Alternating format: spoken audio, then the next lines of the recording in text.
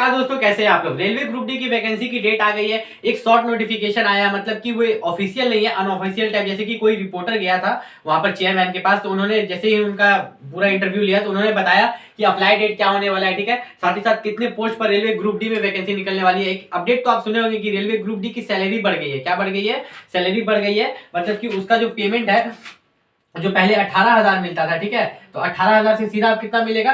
सीधा आपको 35,000 मिलेगा। कितना? 35,000। तो इतना बड़ा इंक्रीमेंट, मतलब कि 18,000 से सीधा 35,000, ठीक है। मतलब पहले 1800 की रेट पे था, ठीक है, अब सीधा वो बढ़ चुका है और भी ज्यादा हो चुका है। तो पूरा आपको बताएंगे पूरे डिटेल में। साथ ही साथ आईटीआई वालों को रेलवे ग्रुप डी में क्या बेनिफिट है, ठीक है। फिर जाके आपका एज लिमिट किस दिन काउंट होगा। बहुत लोगों का एज खत्म हो रहा है, तो एज लिमिट किस दिन काउंट होने वाला है। साथ ही साथ आपका यहाँ पर टोटल पोस्ट, देखिए जोन वाइज होता है। मान लीजिए कि आप पटना से हैं, असम से हैं, ठीक है, तो आप असम से होके बिहार में अप्लाई कर सकते हैं, ठीक है। आप असम से हैं तो आप बिहार में अप्लाई कर सकते हैं। कोई कहीं भी अप्लाई कर सकता है। आप इंडिया में कोई किसी दूसरे कोने में, आप भोपाल में है, इंडिया के भोपाल मिडिल में है, ठीक है। भोपाल कहाँ मिडिल में आता है इंडिया के, आप राजस्थान में अप्लाई कर सकते हैं। कोई कहीं भी अप्लाई कर सकता है, ठीक है। तो किस जोन का लो कट ऑफ जाता है, किस जोन का हाई कट ऑफ जाता है, क्या आपको पता है? और ऊपर से कौन से क्या सिलेबस होने वाला है, ठीक है।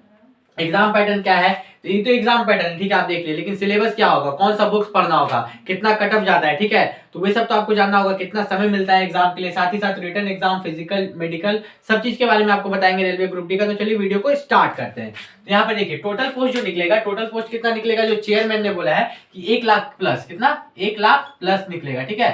तो ये जो 1 लाख प्लस निकलेगा, तो इस बार रेलवे ग्रुप डी की जो पोस्ट निकल रही है उसमें सैलरी इंक्रीज रहेगा। क्या रहेगा? जैसा कि मैंने बताया, सैलरी इंक्रीज रहेगा। तो 35,000 जो है ना, मतलब कि ये बेसिक पे नहीं है। इसका बेसिक पे कितना रहेगा? बेसिक पे तो 20,000 रहता है। कितना? 20,000 रहेगा। लेकिन ये जोड़ जाड़ के एचआरए डीआरए सब जोड़ जाड़ के कितना? 35,000 मिलेगा। पता है आपको रेलवे ग्रुप डी में अगर आपका एक बच्चा है, जैसे कि रेलवे ग्रुप डी की जॉब ले लेते हैं, उसके बाद आपकी शादी हो जाती है, अगर आपका एक बच्चा है तो उसको पढ़ाने लिखाने का खर्च कितना मिलता है? एक साल का 27,000 रुपया। कितना? 27,000 रुपया। एक साल का खर्च 27,000 रुपया मिलता है। ये हो गया आपका। उसके बाद बताया फॉर्म अप्लाई का डेट, तो फॉर्म अप्लाई लगभग अगस्त तक होगा। कब तक? अगस्त तक। तो हम अभी क्यों बता रहे हैं, जब अगस्त में होगा तो हम अभी इस वैकेंसी के बारे में क्यों बता रहे हैं? क्यों? ताकि आप इसकी तैयारी कर पाए। आप जो रेलवे ग्रुप डी में क्या क्या बुक्स पूछे जाएंगे, क्या क्या सिलेबस, तो तैयारी कैसे कर पाएंगे जब हम आपका उसका सिलेबस बताएंगे तब ना। लेकिन उससे पहले हम बताते हैं आपको एज लिमिट के बारे में, ठीक है। एज लिमिट कब काउंट होगा, तो देख लीजिए। मान लीजिए फॉर्म 1 अगस्त को निकलता है, ठीक है, 30 अगस्त को फॉर्म बंद हो रहा है, ठीक है। तो ये 30 अगस्त को फॉर्म बंद हो रहा है ना, तो इसी दिन आपका एज लिमिट काउंट होगा। रेलवे इसी तरह से काउंट करता है, लास्ट डेट को रेलवे एज लिमिट को काउंट करता है। बात करें जनरल और ईडब्ल्यूएस का 18 से 33 साल रहेगा, ठीक है। ओबीसी का 18 से 35 साल रहेगा और एससी एसटी का 18 से 37 साल रहेगा, ठीक है। यहाँ पर ओबीसी को 3 साल का छूट मिलता है और एससी एसटी को 5 साल का छूट मिला है, ठीक है। क्वालिफिकेशन की बात करें तो कोई भी 10th पास मेल फीमेल अप्लाई कर सकता है। सिर्फ आप 10th पास है, आप मेल हो या फीमेल हो, आप अप्लाई कर सकते हो, ठीक है। जिनका आईटीआई है उनको क्या बेनिफिट होगा हम बताएंगे। उनको 20% का क्या बेनिफिट होता है, कट ऑफ में क्या बेनिफिट होता है, सब कुछ आगे बताने वाले हैं। तो इससे पहले हम आपको बता देते हैं यहाँ पर लो जोन कट ऑफ और हाई जोन कट ऑफ, ठीक है।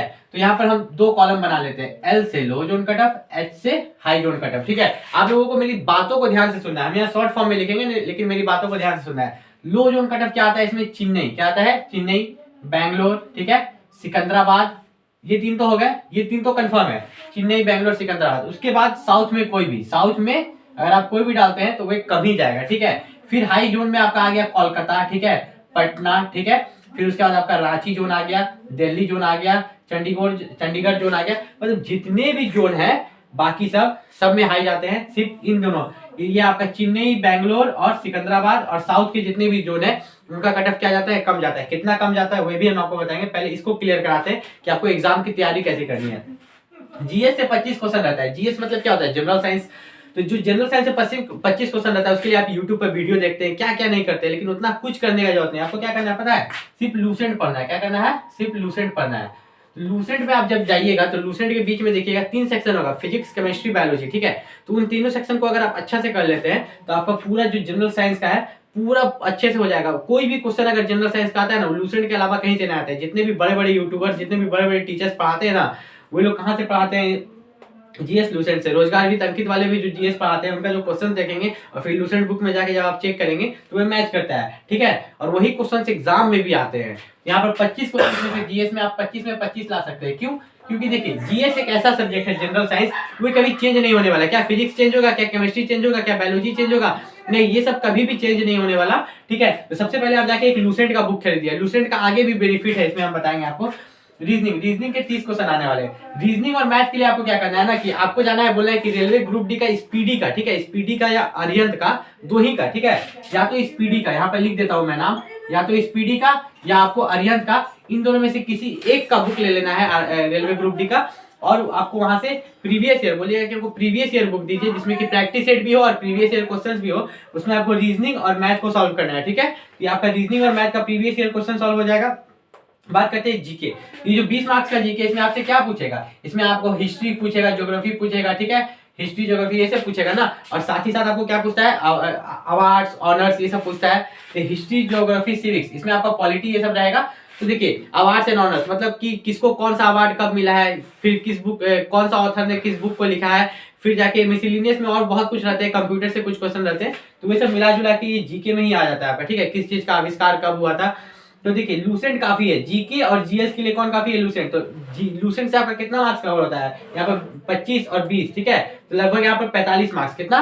25 और 20, 45 मार्क्स आपका सिर्फ लूसेंट ला रहा है। कौन? लूसेंट से आ रहा है। बात करें रीजनिंग और मैथ, तो उसके लिए मैंने बोला है अरिहंत या स्पीडी का आपको बुक लेना है प्रीवियस ईयर का, क्योंकि ज्यादा समय नहीं है। अगस्त में 1 लाख वैकेंसी निकलने वाला है। और बहुत लोगों का तो इस बार भी नहीं हुआ। क्यों? क्योंकि जब मान लीजिए कि अगस्त में वैकेंसी निकल रहा है, तो जिस दिन वैकेंसी निकल रहा है उसी दिन तैयारी शुरू कर रहे हैं। तो ऐसे कभी भी आपका सिलेक्शन नहीं होने वाला। पहले आपको सिलेबस को कंप्लीट करना होगा, जैसे जैसे मैंने बताया, तभी होगा।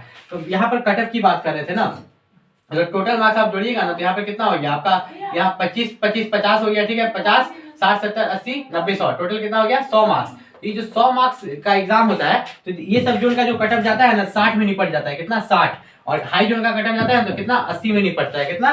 तो देखिए अंतर, यहाँ पर लो जोन का कट ऑफ 60, हाई जोन का कितना? 80।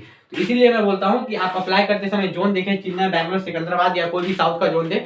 अगर इसके अलावा भी आपको कोई दिक्कत होता है, जैसे कि इस चीज में आपको होगा नॉर्मलाइजेशन में, किसमें? नॉर्मलाइजेशन में।